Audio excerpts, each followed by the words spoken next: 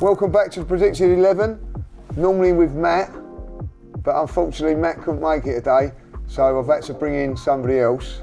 Not as much ball knowledge, I'm afraid, so we're sorry about that. But we've got in Mr. Robbie Lyle, welcome. Listen. You're cheeky, what kind of intro is that? No, well, Ryan. No, I'm just like some little side man or something. Ryan told me to say that, so I just. Usually it'd be Matt, but we couldn't make it today. We've got Robbie Lyle. Yeah, we had a very good show last time we done this. Me and Matt, it was chemistry. It was really, really good. Yeah. And his knowledge of football. Better than yours. But listen, we're here. We're in Bayern Munich. Big game, man. Big game. On the back of smashing Tottenham. And you know what? The thing is about it is that it's sandwiched in between another big game, which is that game against Chelsea on Sunday. And if I had to choose one game to win, if I could only have one out of those two, it would be that Chelsea game. But then this game's important as well because it's Bayern Munich. We remember what they've done to us in the past. And also want to keep the momentum going. But if we lost or drew the game, it's not the end of the world. But then, like some of the guys were saying yesterday, you want to keep that winning run going. So, for me, some changes, but not too many changes. I want a strong side out there. So looking at with all the players up there now, are you looking at this game differently because of the Chelsea game? So if you was Mikel Arteta and you're in they have a sort of similar sort of thing meeting now. Are you going to be looking at it and going, look, we've got Chelsea, or are you just going to focus one game at a time? Let's forget about it. I'm going to be thinking about Chelsea. I think if on the weekend, we was away at, I don't know, Leeds or Wolves or something like that, right? I'd go with our absolute strongest team for this game. But because that is against Chelsea, and that is such an important game, if we beat Chelsea on Sunday, that's 9 points above the team that's in second place currently. That'd be huge for Arsenal. I think that, that will affect their thinking on some of the selection. But we've got a great squad. That's what we've been talking about. It's going to depend as well on who's back. And at the time of doing this show, we don't exactly know who's complete because, we saw Odegaard, for instance, training and looked like he could be back for that game against Tottenham, but he weren't even in the squad. Same with Gyökeres. Same with Jesus. Jesus has been training for about 3 weeks. I still think that he's a little way off. I can't see him figuring in this game. But yeah, it's going to be an interesting one. But I would make a couple changes. Okay, let's start with the goalkeeper. Then would you make the change there with the keeper? Or no, it stays rare. I keep it the same. For this game, it's a huge game. Despite being chipped from 40 yards? Yeah, but it wasn't his fault. It wasn't his fault. That Sarr chipped him as well. Yes, the same thing twice that's happened to him. It's not his fault. When you're playing sweeper keeper, when you're a sort of midfielder, gets the ball in those areas, you're expecting them to not give the ball away. So yeah. I'm with you on that one. I think Kepa's done very well when he's come in, and deserves to have a few games. But I don't know where he's going to get them. And listen, I thought Rayo's distribution was not great yesterday. We're throwing one out. But listen, he didn't really have nothing to do, did he? He didn't have nothing to do. He's trying to give himself some work, wasn't he? So yeah. Right back. Now I would make a change here, Rob. All right.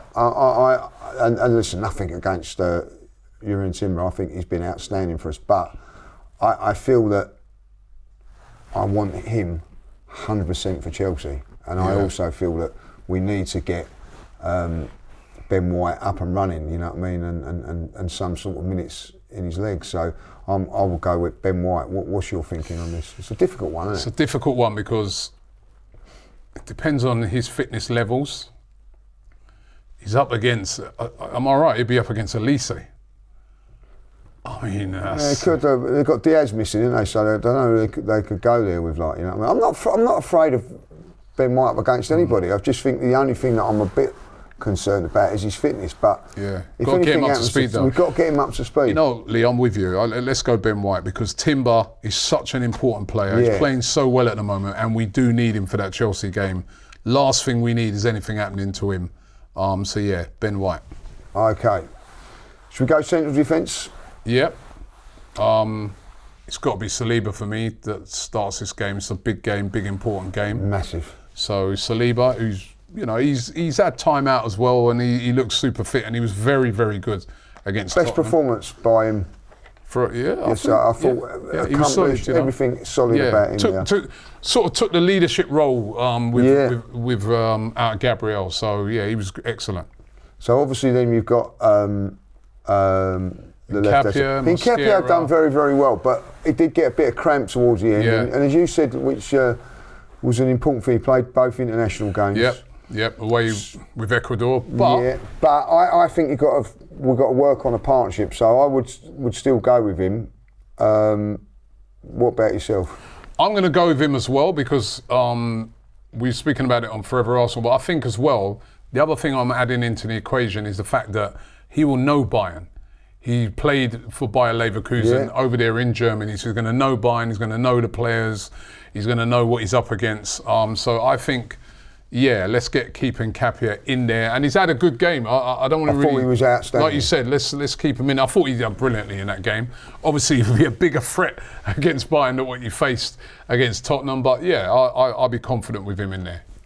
Well, I'm going to go with the same sort of scenarios I've done with the right back, with the left back. I thought Calafiori, by the way, was outstanding. Outstanding. You know, whether he's injured or not, you don't really know whether to believe Mikel, but. I'm resting him in this game. I want him. I want him for the Chelsea game. Yeah. So the left back, I think, you know, with Nketiah going into the central defence, it gives us just the one option for me, and I think he deserves a chance to play in this game. Miles Lewis-Skelly, 100% for me. Miles Lewis-Skelly starts this game, won't let the team down, can play at this level as we've known, again, a lot of these players as well. It's good to play them because we're coming into that Christmas period and they're going to be involved. They're going to need games. So, you know. All right, holding midfield up. I don't think, I'm going to be really honest, I don't think we can afford to rest these two at this moment in time because the drop-off is too big. Yeah, you're on about Zubimendi and Declan Rice. And I think you need them in this game because, you know, Bayern have got a very good midfield with Kimmich and that in there. I'd like to rest one of them. I'd like to rest Declan. Yeah. For knowing that then he can play at Chelsea, but I don't think there's anybody that can do anything near what he can do. Could you play Odegaard there? I don't think Rice is replaceable, but could Odegaard come in and play that Rice role? You know, I think he could. You know, but maybe too early. I wouldn't. Yeah, maybe too early. I wouldn't be resting him.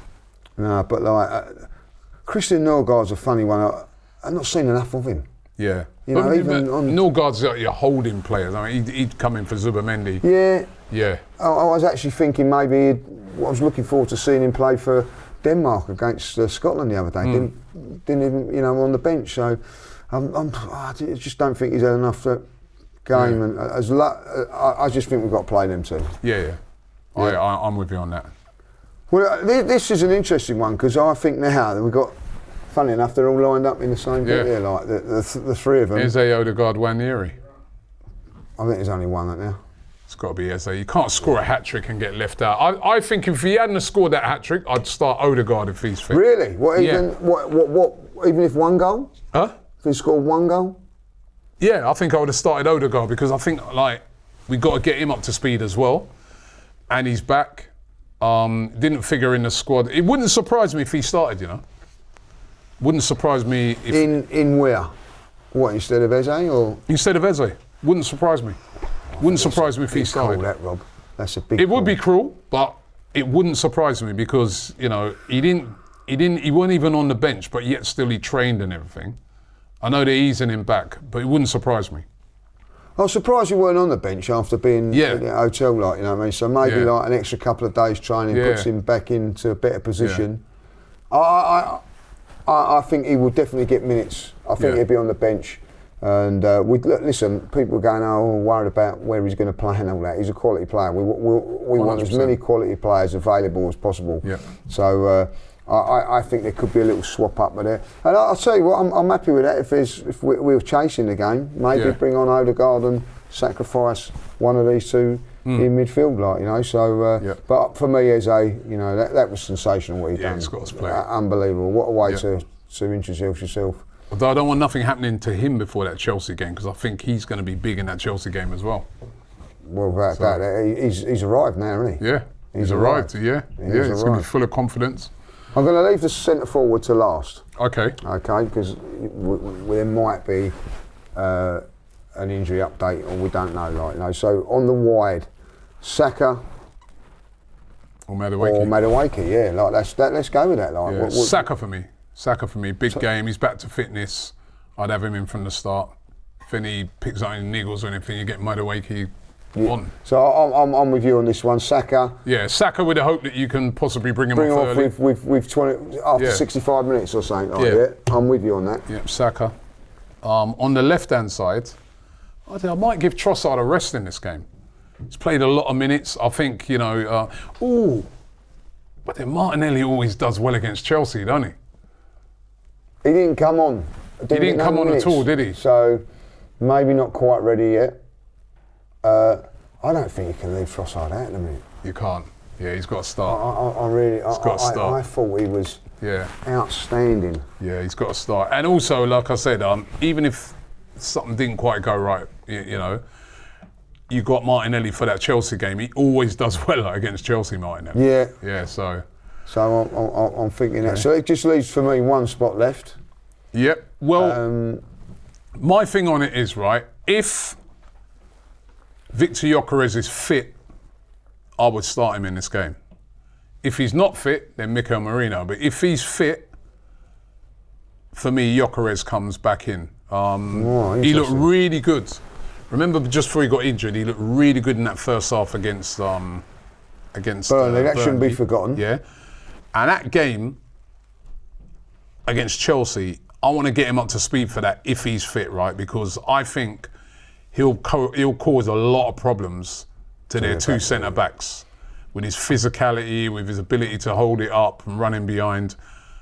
I would like to see him in that Chelsea game. So if he's fit, Gyökeres comes back in for me. But I don't know what you think. No, see, for me, I thought Mikel Merino was outstanding. He was. And I'm going to go with him.